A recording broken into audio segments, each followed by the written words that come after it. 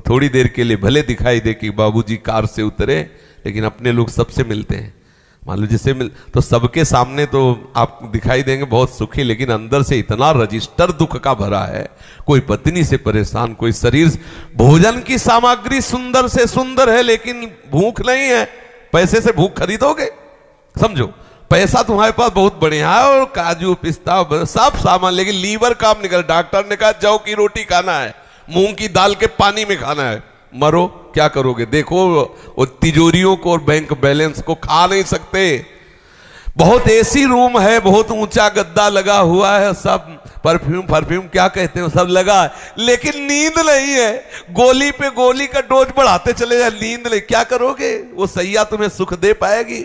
बहुत सुंदर सब सामग्री है, लेकिन हर इंद्रिय आपको धोखा दे रही, क्या करो? बहुत इंद्रियां पुष्ट है, हर सामग्री है, लेकिन आपका मन अशांत है, क्लेशित है, डिप्रेशन में। क्या सब डिप्रेशन में है? आपको लगता हो बहुत मुस्कुराते हैं, तो आप उनको देखिए चैन से सोने के लिए वो दवा खाते हैं, वो थोड़ा माइंड रिलैक्स करने के लिए शराब पीते हैं, गंदी बातें करते हैं। अरे सब हो गए, थोड़ी देर चलो क्लब में, चलो थोड़ा रिलैक्स, और वहां जाके वासना का भूत सवार। जानते ही नहीं कि रिलैक्स कहां हुआ जाता है, विश्राम कहां मिलता है। बिल्कुल सच्चे मान लो बच्चा, इधर का जो क्षेत्र है उसे प्रभु के हवाले कर दो कि जो भी आप सेवा दोगे प्राणपन से आपकी सेवा मान के करूंगा, लेकिन मेरी चाह के विषय आप होगे प्रभु आप।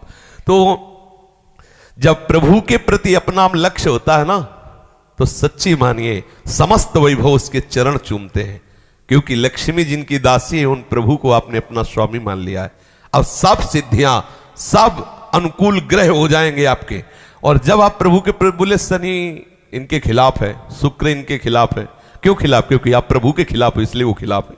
वो प्रभु के पार्षद हैं, और प्रभु के अनुकूल हो जाओ, चाहे जिस जगह बैठे हो वो आपका मंगल ही करेंगे, या मंगल कर ही नहीं सकते। चाहे जिस ग्रह पे बैठे हो, वो आपको ज्योतिषाचार्य बता रहा हो कि 7.5 लगाए हो, हर काम आपका मंगल में बनेगा, क्योंकि वो शनि भगवान का सेवक है और आप भगवान के अनुकूल हो गए। तो वो वहां से जितना भी कुछ भेजेगा वो सब बीच में कृपा के फिल्टर करके आपके पास मंगल भेजेगी। भक्त के आसपास भगवत कृपा का घेरा होता है, तो बाहर से जो भी प्रकोप आता है उसके पूर्व कर्मानुसार वो कृपा का घेरा उसे फिल्टर करके अनुकूल करके भेज देता है, क्योंकि मंगल भवन का वो दास, अब कोई उसका मंगल नहीं कर सकता।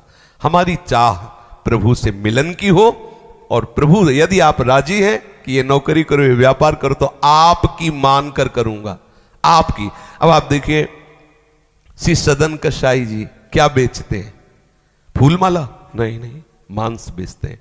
और जानते हो शास्त्र में उनको महान भक्त और उनका वर्णन हुआ, उनके जीवनी का वर्णन हुआ। क्यों वर्णन हुआ? वो चंदन पूजा, अगरबत्ती, फूल माला 1 किलो चाहिए कि 2 किलो चाहिए मांस, लेकिन किसके बन के?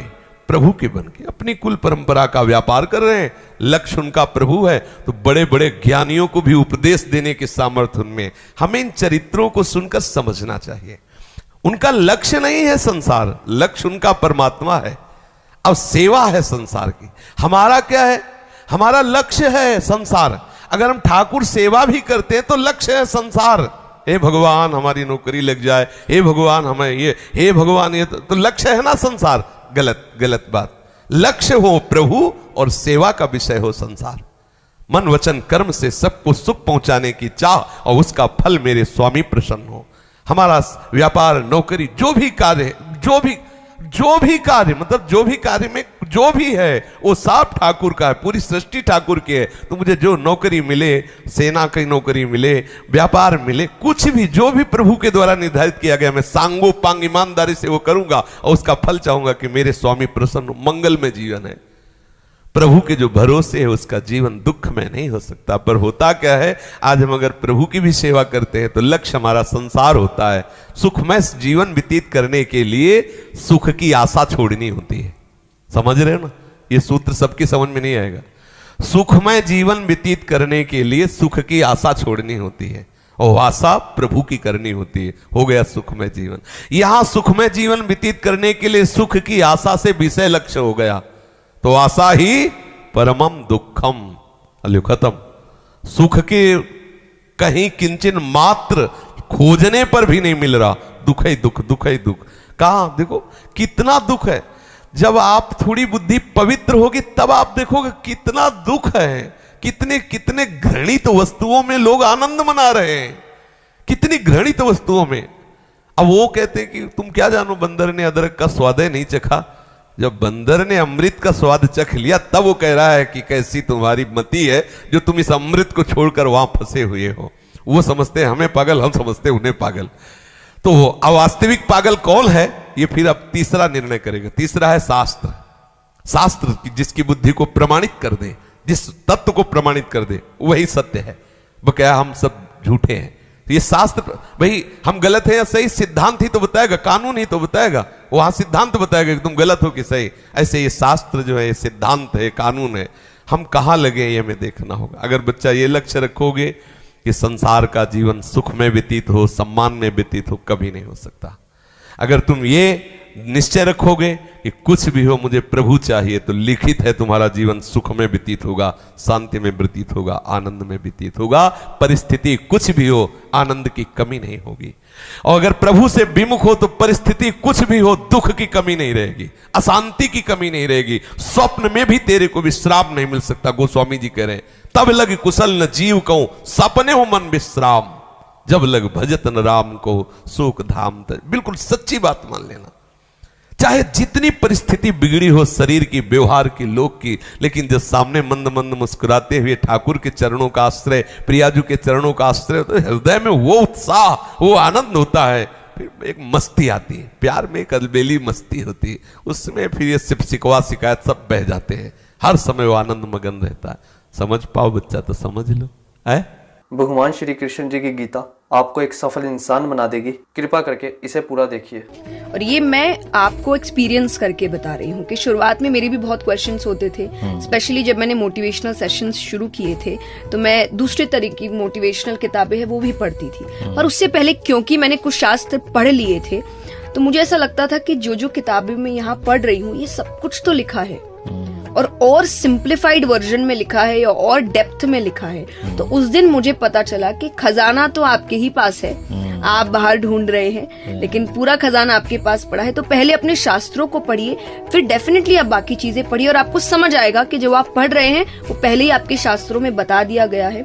गीता जी में भी यही बताया गया है कि लाइफ कैसे जीना है, माइंडसेट कैसा होना चाहिए। तो एक्चुअली शास्त्र आपको जीवन जीना सिखाते हैं। और ये भगवत गीता जिसने मेरे जीवन को सफल बनाया, ये वही भगवत गीता है जिसके कारण आज मैं बहुत सफल हुआ। तो उनको पता था कि ये गीता वीता पढ़ता रहता है लड़का हमारा, तो मुझे बोलते थे तो जिंदगी में कुछ नहीं करता लेकिन एक अच्छा काम करता है तो गीता जरूर पढ़ता है। मैंने अभी अभी बिल गेट्स को रिसेंटली एक बुक पढ़ते हुए देखा है। क्या आप कल्पना कर सकते हैं कि 10,000 करोड़ US$ की नेट वाला एक इंसान को अभी भी लगता है कि बहुत कुछ सीखना बाकी है। और जिस इंसान की बिल गेट्स किताब पढ़ रहे हैं, क्या वो उनसे ज्यादा अमीर होगा?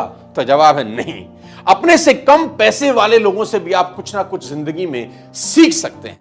मेरे फादर ने बोला आप क्या? मैंने कहा S क्लास लेंगे पापा। बोले यार तू मिडिल क्लास से S क्लास पे पहुंच रहा है। मैंने कहा देखो काम कर रहा है कि नहीं कर रहा है जुगाड़।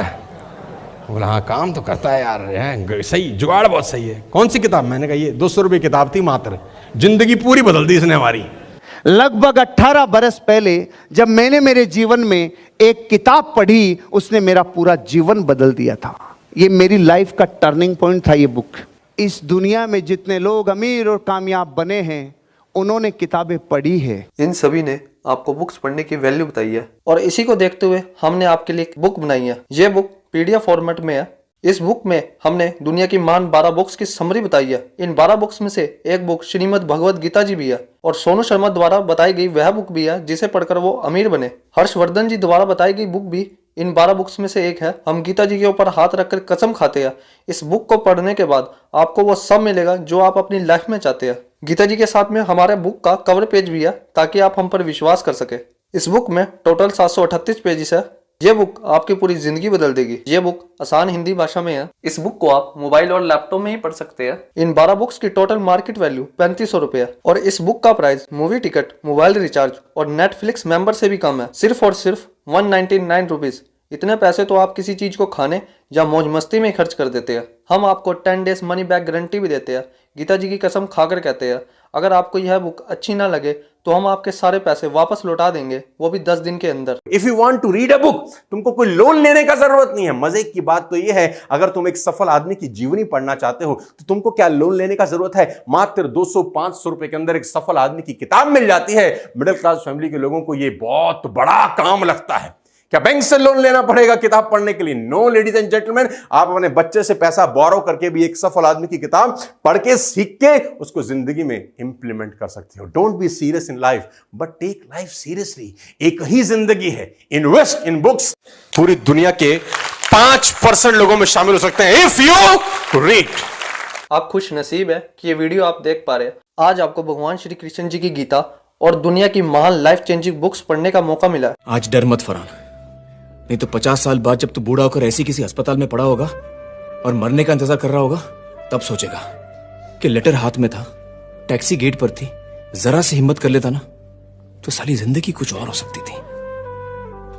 अब डिसीजन आपका। तो इस बुक को पढ़कर आप एक सफल इंसान बनना चाहते हैं या एक आम जिंदगी जीना चाहते हैं? आप सफलता से एक कदम दूर है। इस बुक को अगर आपको पढ़नी है तो इस बुक का लिंक मैंने डिस्क्रिप्शन में दे दिया है। राधे राधे।